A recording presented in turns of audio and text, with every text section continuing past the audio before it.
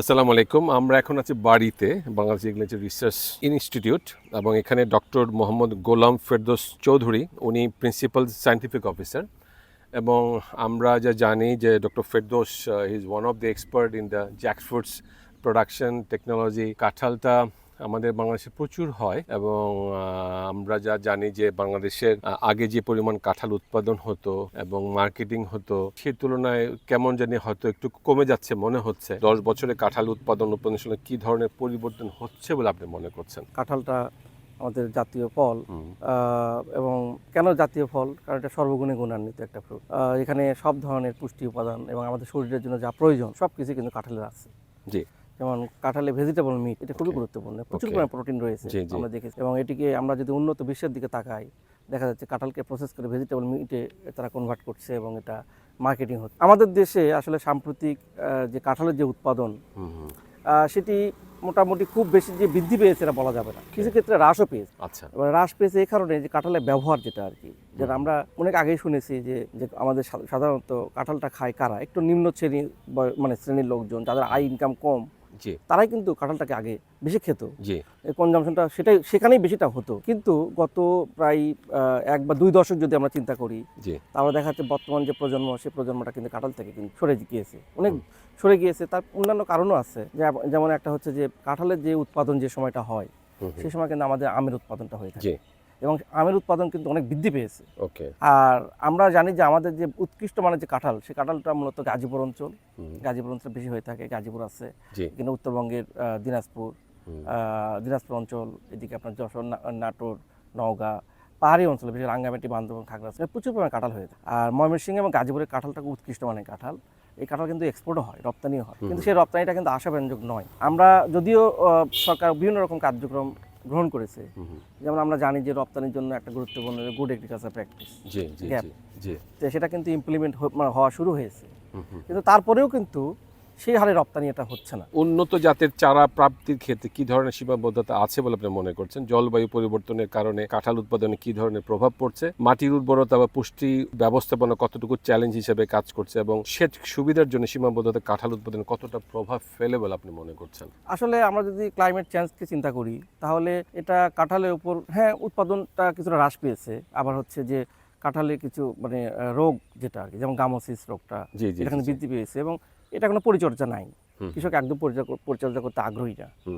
তারপর হচ্ছে আপনার যে কোনো ফসল উৎপাদন করতে তার নির্দিষ্ট যে পুষ্টি উপাদান যেগুলো প্রয়োজন হয়, নিউট্রিয়েন্টটা, এই ম্যানেজমেন্টটা কৃষক একদমই করতে আগ্রহী না। এখন কাঁঠালের ক্ষেত্রে আগ্রহী না এই কারণে যে আমি কেন করব, আমার তো দামটা পেতে হবে, কারণ এটা একটা দীর্ঘমেয়াদী সময়। এটা এমন না যে আমি উৎপাদন করলে 1 মাস বা 3 মাসে আমরা এটা ফলটা পাবো, তা তো না। এটা এক সিজন থেকে আরেকটা সিজন, প্রায় 6 থেকে 8 মাস বা অনেক সময় 1 বছর। তো যার জন্য এই দীর্ঘ যে ঝুঁকিটা, সময়টা, এই সময়ের জন্য, এই সময়টাকে অতিবাহিত করার পরে যে ফলনটা আসবে এবং এটা কৃষক বিক্রি করবে, ফলন, তারপর সে তার ন্যায্য মূল্য সে পাবে, এটা কিন্তু সে কিন্তু নিশ্চয়তাটা পায় না। কিন্তু আমের ক্ষেত্রে পাচ্ছে, এবং আমের ক্ষেত্রে সময় দিচ্ছে, কিছুটা বিক্রি হচ্ছে, তাতে তো আমটা নষ্ট হচ্ছে না, পচে যাচ্ছে না, যেটা কাঁঠালের ক্ষেত্রে হচ্ছে না। তো এই ক্ষেত্রে আসলে বড় যে বাধা সেটা হলো যে আপনার প্রথমত যে এটাকে এর যে ভ্যালু চেইন, যেটা এই ভ্যালু চেইনটাকে ঠিক করা দরকার, এবং তার সঙ্গে সঙ্গে হচ্ছে মার্কেট তৈরি করা প্রয়োজন। মার্কেট তৈরি একদমই নাই বললেই চলে। আচ্ছা, কাঁঠালের ক্ষেত্রে মার্কেট তৈরি একদম নাই বললেই চলে। খুবই লিমিটেড। কাঁঠাল প্রসেস করে বিক্রি করা, আচার, জ্যাম, জেলি, বা যেমন আমি থাইল্যান্ডে দেখেছি, সিঙ্গাপুরে বা অন্যান্য দেশে, আমাদের দেশে এটা আমরা করছি না কেন বা করতে পারছি না কেন? যেমন আমি একদম বড় ইন্ডাস্ট্রি যদি শুরু করি, লার্জ স্কেলে বাংলাদেশে এগ্রো প্রসেসিং ইন্ডাস্ট্রি, স্কয়ার, প্রাণ, এসিআই বা আদার্স আরো যারা আছে, আকি, তাদের সঙ্গে আমরা বিভিন্ন সময় আমরা মিটিং করেছি, আলোচনা করেছি। তারা কিন্তু আসলে কাঁঠালের ভ্যালু অ্যাডেড প্রোডাক্ট তৈরি করতে চায়, যেমন চিপস। এটা কিন্তু এই টেকনোলজি কিন্তু অলরেডি জনপ্রিয় হয়েছে, কিছুটা বাংলাদেশে জনপ্রিয় হয়েছে। মানুষ এখন জানে যে কাঁঠাল থেকে চিপস হয়, এবং সেটা মানুষ হয়তো বিভিন্নভাবে ছোট ছোট আঙ্গিকে কিছু মাইক্রো ইন্ডাস্ট্রি যারা, তারা তৈরি করে বিভিন্ন মেলায় বিক্রি করছে, তখন তারা টেস্ট করছে। কিন্তু যখন আমরা বিগ ইন্ডাস্ট্রিকে বলি যে আপনারা এগুলো প্রসেসিংয়ে আসেন, তখন তারা বলে যে আমার র ম্যাটেরিয়ালসের অভাব। অর্থাৎ আমার একটা বড় ইন্ডাস্ট্রিগুলো কি করবে, তারা সারা বছর উৎপাদন করবে, এবং তাদের মার্কেটটা শুধু ডোমেস্টিক না, তাদের মার্কেটটা ইন্টারন্যাশনাল মার্কেট।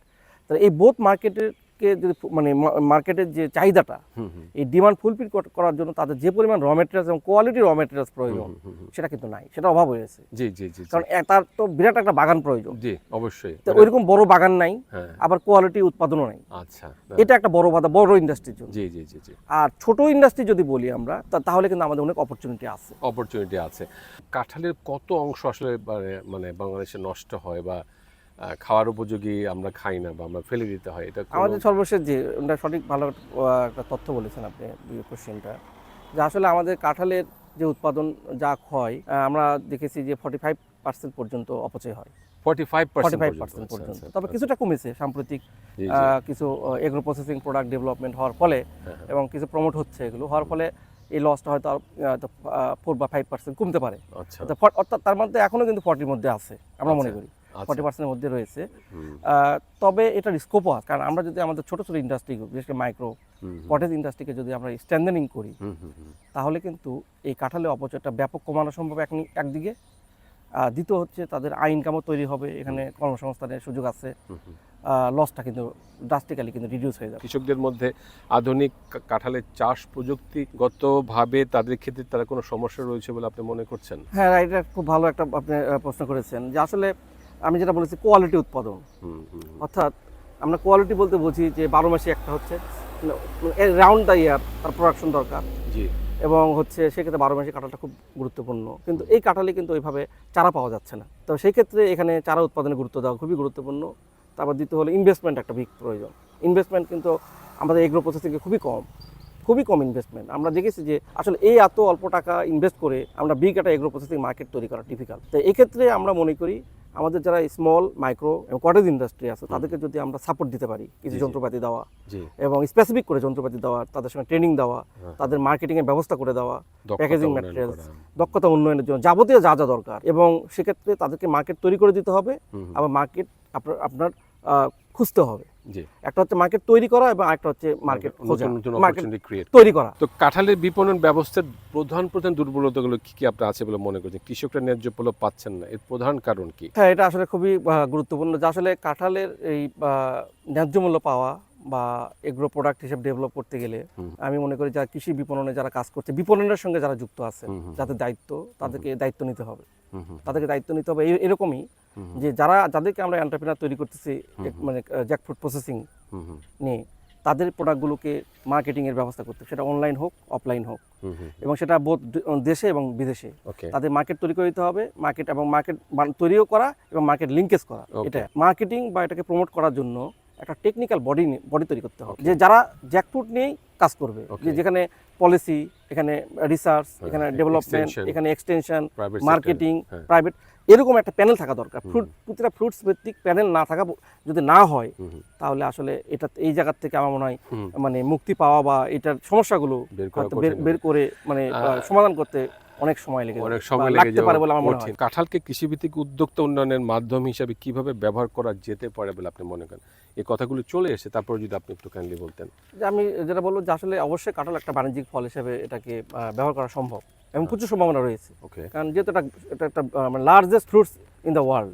তো সেক্ষেত্রে এটা যত ওজন, যত সাইজ বড় হবে, এটা ইন্ডাস্ট্রির জন্য ভালো, এটা ব্যবহার করতে ভালো হবে। এবং সেক্ষেত্রে ব্যবহারটা কোন ধরনের হবে? একটা হচ্ছে কাঁচা অবস্থায় হবে, আর একটা হচ্ছে ম্যাচিউর অবস্থায় হবে। যেমন কাঁচা অবস্থা যেটা হতে পারে প্রোটিনের বিকল্প হিসাবে, মাংস যেটা ভেজিটেবল মিট বলি, এটাকে আমরা ফ্রোজেন করে এটাকে সারা বছর আমরা সংরক্ষণ করতে পারি এবং রাউন্ড দ্য ইয়ার, এবং বিভিন্ন ধরনের খাদ্যদ্রব্য তৈরি করতে পারি। আমরা ভেজিটেবল রোল, সিঙ্গারা, সমোসা এগুলো ইউজ করতে পারি। কাঁঠালের চিপস তো আছেই, সারা বছর চিপস উৎপাদন হবে। এগুলো স্টোর করে আমরা লো টেম্পারেচার যদি স্টোর করতে পারি, তাহলে সারা বছর চিপস করা সম্ভব।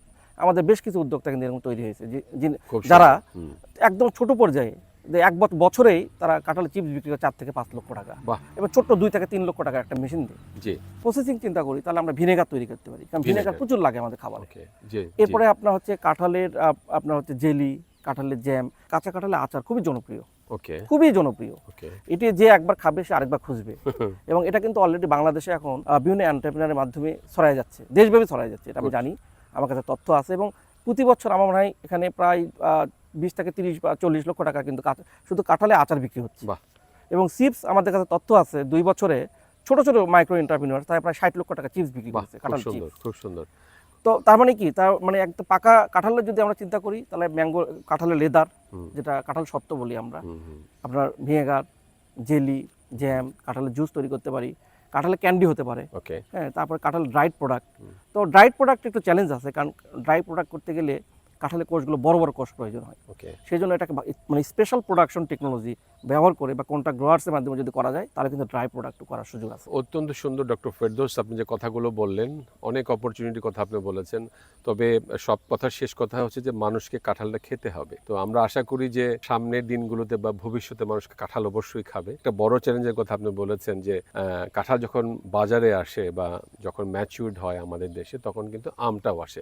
সেক্ষেত্রে কৃষি গবেষণা থেকে আমি যতটুকু জানি যে বাড়ি থেকে 1 থেকে 6 পর্যন্ত কিছু কাঁঠালের জাত বের করা হয়েছে, যেটা রাউন্ড দ্য ইয়ারও পাওয়া যাবে। তো এই সুন্দর সুন্দর কথাগুলো, এই ভ্যারাইটিগুলো, যদি এটা চারা পাওয়ার ক্ষেত্রে যদি চ্যালেঞ্জ থাকে, তো আমরা আশা করি সরকারের পর্যায়ে তারা এই সুব্যবস্থাপনার মাধ্যমে এক্সটেনশনের সাথে কাজ করে এগুলি আরও আলোর মুখ দেখবে এবং আমাদের উদ্যোক্তা তৈরি হবে, তারা ভবিষ্যতে সুন্দর কাজ করবে।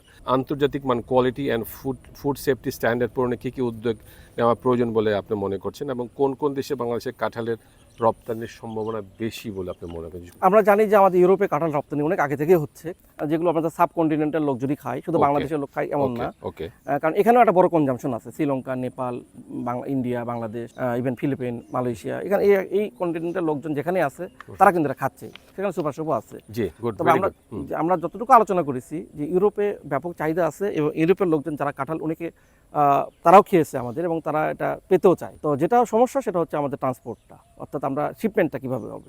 এটা বাই ইয়ারে গেলে তো খুবই এক্সপেন্সিভ হয়ে যায়, আমরা জানি যে পার কেজিতে অনেক খরচ, অনেক বেশি। কিন্তু এটা যদি সি শিপমেন্ট হইতো তাহলে কিন্তু ড্রাস্টিক্যালি খরচ কমানো সম্ভব। সেক্ষেত্রে আমাদের গবেষণাও করতে হবে এখানে কিভাবে একটা লং টাইম, ধরেন এটাকে এক্সপোর্ট করে যদি আমরা সি শিপমেন্ট করি তাহলে 30 দিন বা হয়তো বা 6 সপ্তাহ লাগতে পারে। তো সেক্ষেত্রে আমাদের কিছু গবেষণা আমাদের চলমান আছে। তো গবেষণার মাধ্যমে যখন এই টেকনোলজিটা হয়ে যাবে তখন আমরা হয়তো জাহাজে এটা পাঠাতে পারবো এবং এটা কস্টটা কমে যাবে। তবে ফ্রোজেন হিসেবে ভালো অপরচুনিটি আছে। এই আজকের আলোচনাগুলো আপনার মাধ্যমে যে নীতি নির্ধারণ পর্যায়ে কথাগুলো বলেন সেগুলো আরো ছড়িয়ে যাবে আমাদের দেশের, বাংলাদেশে যারা সরকারি পর্যায়ে কাজ করেন, পলিসি লেভেলে কাজ করেন, গবেষণা করেন কাঁঠাল নিয়ে, তারা আরো চিন্তা ভাবনা করবেন, ভাববেন এবং আমরা সুন্দর আলোর মুখ দেখবো সেটা আশা করছি। এবং শেষে আপনাকে ধন্যবাদ জানাচ্ছি আপনার এখানে মূল্যবান সময় দেওয়ার জন্য। Thanks to doctor Ferdous. Thank you. ধন্যবাদ আপনাকে। আমরা এই তথ্যগুলো আসলে সবার কাজে লাগবে, যদি আমরা যত ইনফরমেশন আসলে ছড়াই দিব, যত অ্যাওয়ারনেস ক্রিয়েশন হবে তত আমাদের জন্য, সবার জন্য লাভজনক হবে। Okay, thank you so much. Thank you.